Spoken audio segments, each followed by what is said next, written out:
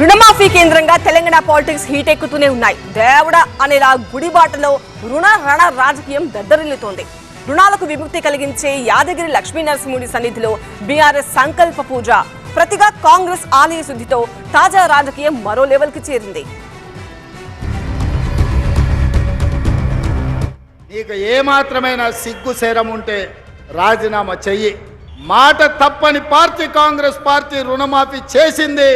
నేను విసిరిన సవాల్ను వెనక్కి తీసుకుంటున్నానని తెలంగాణ రైతాంగానికి క్షమాపణ చెప్పు. 15 ఆగస్టు నాటికి నువ్వు వెయ్యలేదు అనేది స్పష్టం కదా. ఇంకా ఉల్టా నన్ను రాజీనామా చేయమంటాడు. ఈ రకంగా అబద్ధాలు మాట్లాడుతూ దేవుళ్ళ మీద ఒట్లు పెడుతూ మరి మాట తప్పితే ఇది ఏం చేయాలనో, నీ పాపం ప్రజలకు శాపం కావద్దని నేనే ఆ దేవుళ్ళ దగ్గరికి వెళ్తా.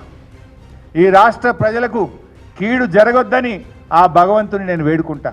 తెలంగాణలో రుణమాఫీపై రాజకీయ గరం ఇటు తిరిగి అటు తిరిగి యాదగిరి గుట్టను టచ్ చేసింది. అన్నట్టుగానే హరీష్ ఆధ్వర్యంలో ప్రాయశ్చిత పూజలు. దేవుడా, ఈ ముఖ్యమంత్రి రేవంత్ రెడ్డి రైతులకే కాదు దైవద్రోహానికి పాల్పడ్డాడు. దేవుని కూడా మోసం చేసింది. పగటిపూట బీర్ల ఐలయ్య నేతృత్వంలో ఆలయ శుద్ధి. ఏమనంటే రాజకీయాలు, ఏమనంటే సెంటిమెంట్లు, ఏమనంటే దేవుని నమ్ముకొని రాజీనామా ఎక్కడ చేయాల్సి తెలంగాణ ప్రజలు గల్లబట్టాడుతారని చెప్పి పొలిటికల్ టెంపుల్ రన్ పై ఈవో పోలీస్ కంప్లైంట్. వచ్చిన చట్ట ప్రకారం దేవాలయాల్లో ఎట్టి పరిస్థితుల్లో దేవుడికి సంబంధించిన జరగాలి తప్పితే ఇతర అంటే రాజకీయ సంబంధించిన జరగడానికి లేదు. యాదగిరి లక్ష్మీ నరసింహస్వామి మీద ఒట్టేసి చెప్పిన సీఎం రేవంత్ రెడ్డి మాట తప్పారని, ఆయన ఒట్టు వల్ల తెలంగాణ ప్రజలకు ఎలాంటి కీడు జరగొద్దని హరీష్ రావు ఆధ్వర్యంలో పూజలు నిర్వహించారు.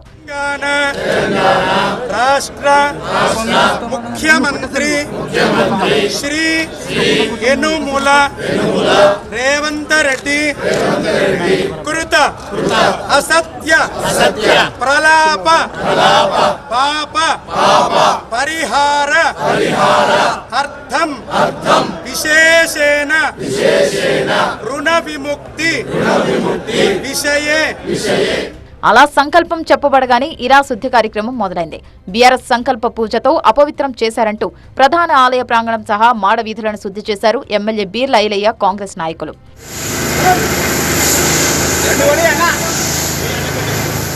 ఒకరి సంకల్ప పూజ చేస్తే మరొకరు ఆలయాన్ని శుద్ధి చేశారు.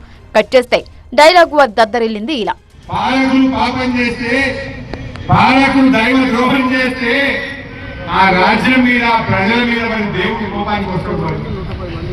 మరి రేవంత్ రెడ్డి చేసిన పాపం తెలంగాణ ప్రజలకు శాపం కావద్దని, తెలంగాణ ప్రజలకు దేవుడు మరి ఎక్కడ కోపానికి వస్తాడో అని లక్ష్మీనరసింహ స్వామి దగ్గరికి పోయి, దేవుడా మా ముఖ్యమంత్రి పాపాత్ముడు, అబద్ధాల కోరు, దగాకోరు, దివాళా కోరు ముఖ్యమంత్రి, నీ తెలంగాణ ప్రజల ముఖం చూసి ఆయనను క్షమించు, తెలంగాణ ప్రజలను దయచేసి కాపాడండి స్వామి, తెలంగాణ ప్రజలకు మేలు చేయండి ఆ దేవుడిని మొక్కించింది. 3 దశల్లో 18 తారీఖున 1,00,000 రూపాయలు, 30 తారీఖున జూలై 30 తారీఖున 1,50,000 వరకు. భారతదేశానికి స్వతంత్రం వచ్చిన రోజు 78వ స్వతంత్ర వేడుకల్లో తెలంగాణ రైతులను పూర్తిగా 2 లక్షల మందిని విముక్తి చేయాలనే సంకల్పంతో ఇచ్చిన మాట కట్టుబడి ఇలా తెలంగాణ రైతులకు విముక్తి చేస్తే జీర్ణించుకోలేని హరీష్ రావు, రామారావు ఇద్దరు కూడా కూడబలుక్కొని ఇలా తెలంగాణ ప్రజలు మళ్ళొక్కసారి మోసం చేయడానికి ప్రగల్భాలు పలుకుతున్నారు. పొలిటికల్ డైలాగ్ వార్ అలా దద్దరిల్లింది. మరోవైపు గుడిపై రాజకీయాలేంటని ఠానాలో ఫిర్యాదు చేశారు యాదగిరిగుట్ట ఈవో భాస్కర్ రావు. దృష్టిలో పెట్టుకుని వీడియోలను విశ్లేషిస్తే ఇది ఎగైనెస్ట్ ద రూల్స్ ఉన్నాయి కాబట్టి దీని మీద సెక్షన్ 192, 352, 353 కింద కేసును నమోదు చేయమని Yadagirigutta station house officer complaint చేయడం జరిగింది. ఎందుకంటే మేము ఈ దేవాలయాల్లో ఇటువంటి జరుగుతుందని ఎప్పుడు ఊహించలేదు. వేరే అయ్యగారులు వచ్చేసి ఎవరు ఇష్టం వచ్చినట్టు వాళ్ళు వచ్చి చేసుకుంటే ఇక దేవస్థానం ఉన్న ప్రెస్టేజ్ పోద్ది. గుళ్ళో రాజకీయాలేంటని ఈవో పోలీసులకు ఫిర్యాదు చేస్తే మాడవీధుల్లో శుద్ధి రాజకీయం కాదా అని కన్నెర్ర చేశారు బీఆర్ఎస్ నేతలు. అంతేకాదు ఎమ్మెల్యే బీర్ల ఐలయ్యపై యాదగిరిగుట్ట ఠానాలో ఫిర్యాదు చేశారు బీఆర్ఎస్ నేత గొంగడ మహేందర్ రెడ్డి. నిన్నటిదాకా ఒట్లు తిట్లు, ఇప్పుడు పూజలు శుద్ధిపై కేసులతో రుణమాఫీ వ్యవహారం ఒడవని ముచ్చటలా మారింది. దేవుడా, ఈ రాజకీయం దేవుళ్లను సైతం వదలడం లేదని జనం ముక్కును వేలేసుకుంటున్నారు. మరి